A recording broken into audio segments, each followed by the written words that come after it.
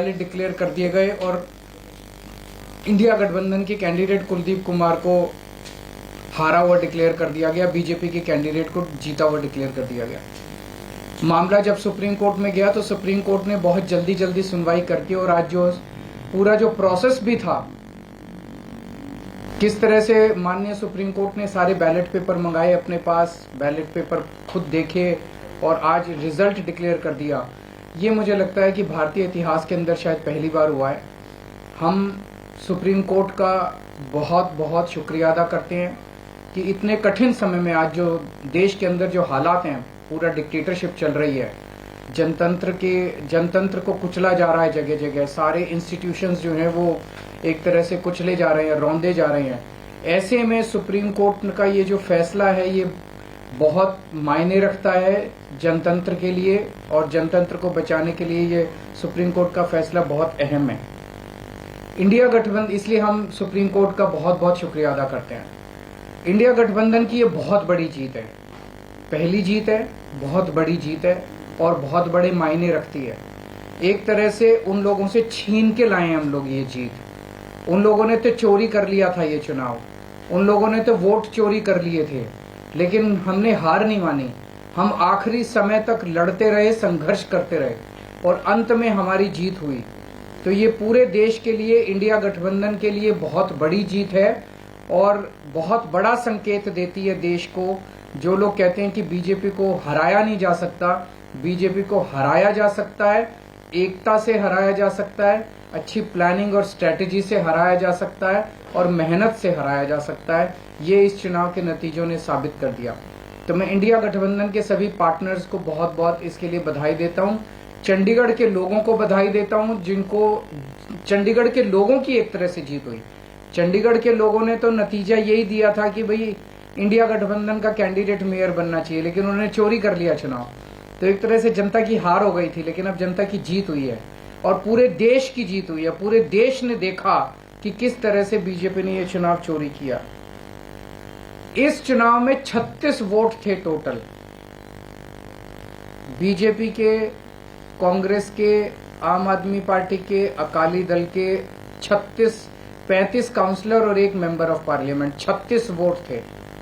उन 36 वोट्स की काउंटिंग में बीजेपी वालों ने 8 वोट चोरी कर लिए, 25% वोट चोरी कर लिए 36 के अंदर। सोचो, अभी कुछ दिन के बाद देश का बड़ा चुनाव होने वाला है, उसमें 90 करोड़ वोट हैं।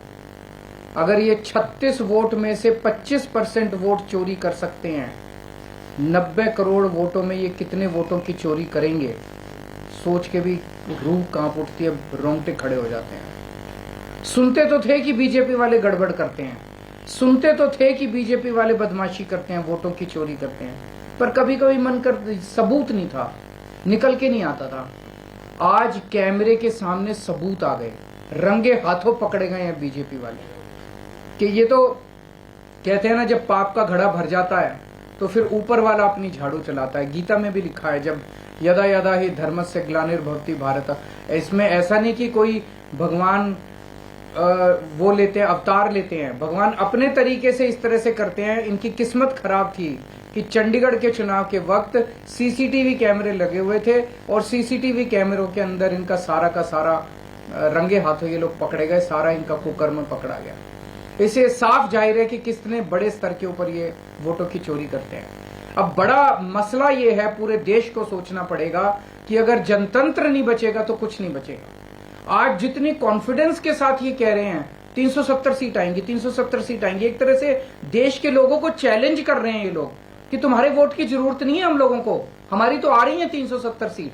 तुम्हारे वोट की जरूरत नहीं है हम लोगों को, हमारी तो आ रही है 370 सीट। अगर उन्हें इतना कॉन्फिडेंस है 370 सीट का, कहां से आ रहा है ये कॉन्फिडेंस? कुछ तो गड़बड़ कर रखी है इन्होंने। और जिस देश, अगर किसी देश के अंदर चुनाव के पहले पार्टियां साफ साफ कहना चालू कर दे हमें वोट की जरूरत नहीं है, हमें लोगों की जरूरत नहीं है, उस देश के अंदर फिर जनतंत्र बहुत बड़ा खतरे में है। पूरे देश को मिलकर 140 करोड़ लोगों को मिलकर जनतंत्र को बचाना पड़ेगा। इससे ये भी साफ है ये लोग चुनाव जीतते नहीं है, ये लोग चुनाव चोरी करते हैं। आज ये पूरे प्रकरण है, कि पूरे चुनाव ने इन लोगों को बेनकाब करके पूरे देश के अंदर बेनकाब कर दिया इन लोगों ने। दूध का दूध और पानी का पानी हो गया। मैं फिर से एक बार इंडिया गठबंधन को बहुत बहुत बधाई देता हूं और माननीय सुप्रीम कोर्ट को बहुत बहुत शुक्रिया अदा करता हूं। अगर एक दो क्वेश्चंस आपके हैं तो वो भी एक बड़ी चीज है कि इनका पूरा षड्यंत्र क्या था, कि षड्यंत्र था कि हमारे अब पार्षदों को तोड़ेंगे। ये चुनाव, जैसा मैंने कहा कि पहले तो पूरी कोशिश करते हैं ईवीएम में धांधली कर दो, इसमें धांधली कर दो, किसी भी तरह से चुनाव जीत। अगर हार जाएं तो फिर ये काउंसलर्स को तोड़ना चालू कर देते हैं, एमएलए को तोड़ना चालू कर देते हैं, सरकारें गिरानी चालू कर देते हैं, ईडी लगा देते हैं, सीबीआई लगा देते हैं, पैसे की गड्डियां फेंकते हैं उनकी तरफ, सब तरह से तोड़ने की कोशिश करते हैं। ये जनतंत्र थोड़ी है। आपने दिखाया कि कैसे अगर आम आदमी पार्टी और कांग्रेस मिल जाए तो बीजेपी को हरा सकते हैं। मैंने अभी यही बोला, पंजाब में भी आप इस पर ये मैंने बोला कि किस तरह से अगर हम सारे लोग इकट्ठे हो जाएं। इंडिया गठबंधन के इस चुनाव ने एक बहुत बड़ा मैसेज दिया है। जो लोग कहते हैं कि बीजेपी को हराया नहीं जा सकता, बीजेपी को हराया जा सकता है अगर हम संगठित हो जाएं, एक हो जाएं, स्ट्रैटेजी से काम करें और मेहनत करें, हम बीजेपी को हरा सकते हैं। हमने ये चुनाव में हरा के दिखाया है। पंजाब में सोचेंगे दोबारा से? नहीं, वो स्ट्रैटेजी जीतने की स्ट्रैटेजी है, आप उसमें चिंता मत करो, उसमें जीतेंगे। अभी कई सारे राउंड्स ऑफ डिस्कशन हो चुके हैं और काफी अंतिम स्टेज पे बाकी चीजें पहुंच चुकी है। बहुत जल्दी अनाउंस होगा उनके साथ गठबंधन। बाकी सारी चीजों पे बात हो रही है, बाकी सारे स्टेट्स में बात हो रही है और कई सारे राउंड्स ऑफ डिस्कशन हो गए हैं। काफी अच्छी बातचीत चल रही है और काफी एडवांस स्टेज पे है। बहुत से आपके साथी हैं जो इंडिया अलायंस की बस में खड़े तो थे लेकिन धीरे धीरे करने की कोशिश कर रहे हैं। सबका अपना अपना वो है। मैं आज आपको लगता है कि उनको देखते आज के जो रिजल्ट उनको उम्मीद जगी होगी वो वापस आ सकते हैं? जो लोग देश को बचाना चाहते हैं उन सब लोगों का इंडिया गठबंधन में स्वागत है। सर, आपको लग रहा है लार्ज स्केल रिगिंग भी लोकसभा के समय ये अपोजिशन को, इंडिया ब्लॉक को अब डर है जिस तरह का पिछले कुछ दिनों में घटित हुई है चीजें? देखिए, ईवीएम को लेके बहुत प्रश्न उठते रहते हैं। जैसे मैंने बताया, इनकी मल्टीपल स्टेजेस हैं।